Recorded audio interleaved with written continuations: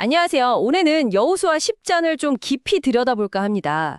이 가나안 정복 전쟁 이야기 중에서도 정말 극적인 사건들이 많이 담겨 있죠. 네, 맞습니다. 시작부터 긴장감이 넘치는데요. 그 예루살렘 왕 아도니세덱이 기브온이 이스라엘과 화친했다는 소식을 듣고 엄청나게 두려워하는 장면으로 시작하죠. 그렇죠. 기브온이 그냥 작은 성읍이 아니었잖아요. 네, 그게 중요해요. 왕도와 같은 큰 성읍이라고 표현될 정도였으니까 이게 보통 일이 아니었던 거죠. 이런 강력한 세력이 갑자기 이스라엘 편에 서니까 주변 왕들 입장에서는 엄청난 위협으로 느껴졌을 겁니다. 아, 그래서 아도니세덱이 혼자서는 안 되겠다고 생각했군요. 네, 그래서 헤브론, 야르뭇, 라기스, 에글론 이렇게 남쪽의 주요 도시 왕들하고 급하게 연합군을 만들어요. 아모리 다섯왕의 동맹이죠. 그리고는 바로 기브온을 공격하기로 합니다. 상황이 정말 급박해졌네요. 기브온 입장에서는. 그렇죠. 그래서 다급해진 기브온이 길갈에 있던 여호수아에게 사람을 보내서 빨리 도와달라고 요청합니다. 여호수아가 바로 움직이죠. 네, 모든 군사를 이끌고 밤새도록 행군해서 정말 기습적으로 나타납니다. 이때 이제 여호와께서 여호수아에게 약속을 주시죠. 두려워하지 말라고 내가 그들을 네 손에 넘겨주었다고. 그리고 전투가 시작되는데 여기서부터 좀 초자연적인 일들이 벌어지기 시작하죠. 맞아요. 전투가 딱 시작되니까 여호와께서 아모리 연합군을 혼란에 빠뜨리셨다고 나와요. 그래서 이스라엘이 크게 이기기 시작하는데 적들이 베토론 비탈길로 막 도망을 칩니다. 아, 그때 그 유명한 우박 사건이 네, 그겁니다. 하늘에서 정말 집채만한 거대한 우박 덩어리들이 막 쏟아지는 거예요. 근데 그 위력이 얼마나 강했는지 칼에 맞아 죽은 병사보다 우박에 맞아 죽은 병사가 더 많았다. 이렇게 기록되어 있어요. 정말 신적인 개입이 없었다면 설명하기 힘든 상황인데요. 그렇죠. 이게 뭐 단순한 자연현상이 아니라 전쟁의 항방을 결정짓는 하나님의 직접적인 개입으로 묘사되는 거죠. 그리고 이어지는 장면은 정말 성경 전체에서도 가장 유명한 장면 중 하나일 것 같아요. 아, 태양과 달이 멈추는 이야기 말씀이시죠? 네, 여호수아가 하늘을 향해서 외치잖아요. 태양아, 너는 기브온 위에 머무르라. 달아, 너도 아얄론 골짜기에서 그리할지어다. 와, 정말 상상하기 어려운 스케일입니다. 정말 그렇죠.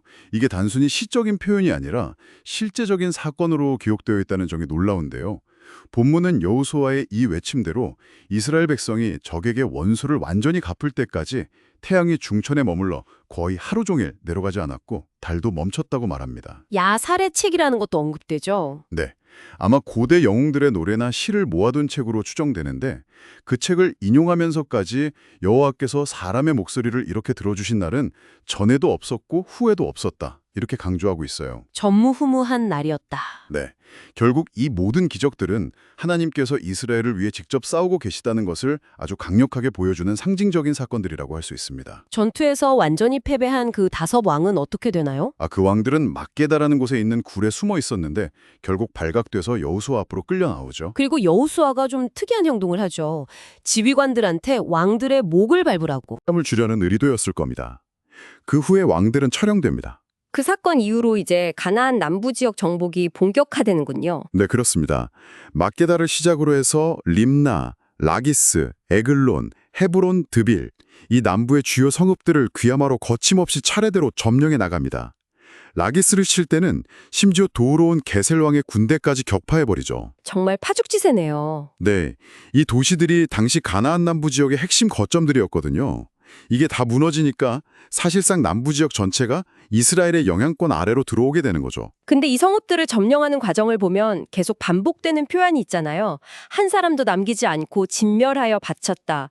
이 진멸이라는 말이 좀 무겁게 다가오는데요. 네, 그렇죠. 이 헤렘이라는 단어가 사용되는데 이게 단순히 다 죽였다는 의미를 넘어서는 좀 복잡한 개념입니다. 고대 근동의 종교적인 전쟁 관습과 관련이 깊은데요. 종교적인 관습이요? 네, 그러니까 정복해서 얻은 모든 것, 사람뿐만 아니라 가축이나 재물까지도 전리품으로 취하는 게 아니라 그걸 전부 신께 온전히 바치는 행위를 의미해요. 인간적인 욕심을 배제하고 신의 명령에 따라 수행하는 성전의 개념과 연결되는 거죠. 아, 그래서 본문에서도 이스라엘의 하나님 여호와께서 명령하신 것과 같았다고 강조하는 거군요. 맞습니다. 여호수아 10장의 맥락에서는 이 헤렘이 하나님의 명령에 대한 순종이자 또 하나님께서 그들을 위해 싸우셨기 때문에 이처럼 신속하고 완전한 승리가 가능했다는 것을 보여주는 장치로 사용됩니다. 물론 오늘날 우리의 관점에서는 이 헤렘 명령이 제기에는 윤리적, 신학적 질문들이 분명히 있습니다만 네, 그 부분은 참 어려운 문제인 것 같습니다. 그렇죠. 어쨌든 여호수아 10장은 이 헤렘 명령을 통해 이스라엘이 산지, 네겝, 평지, 경사지할 것 없이 가나안 남부 전역을 그야말로 단번에 점령할 수 있다고 결론을 내립니다. 네, 오늘 요하수아 10장을 쭉 훑어봤는데요. 정말 기브온을 구하기 위한 긴박한 전투에서 시작해서 태양과 달이 멈추고 우박이 쏟아지는 초자연적인 사건들, 그리고 순돌리 틈 없이 이어지는 남부 정복까지 정말 역동적인 이야기였습니다. 네, 맞아요. 한 장 안에 정말 많은 이야기가 압축되어 있죠. 신의 강력한 개입과 또 인간의 치열한 전쟁 수행이 어떻게 얽혀 돌아가는지를 아주 생생하게 보여주는 것 같습니다. 특히 그 기적적인 요소들과 진멸이라는 명령이 함께 나온다는 점이 참 인상 깊네요. 그렇죠. 어쩌면 좀 불편하게 느껴질 수도 있는 이 강력한 이야기 앞에서 여러분은 어떤 생각을 하게 되시나요? 이 고대의 기록이 오늘 우리에게 던지는 신앙과 전쟁, 또 신의 명령과 인간의 순종에 대한 질문들은 무엇일지 한번 깊이 생각해 보시는 것도 의미 있는 시간이 될 것 같습니다.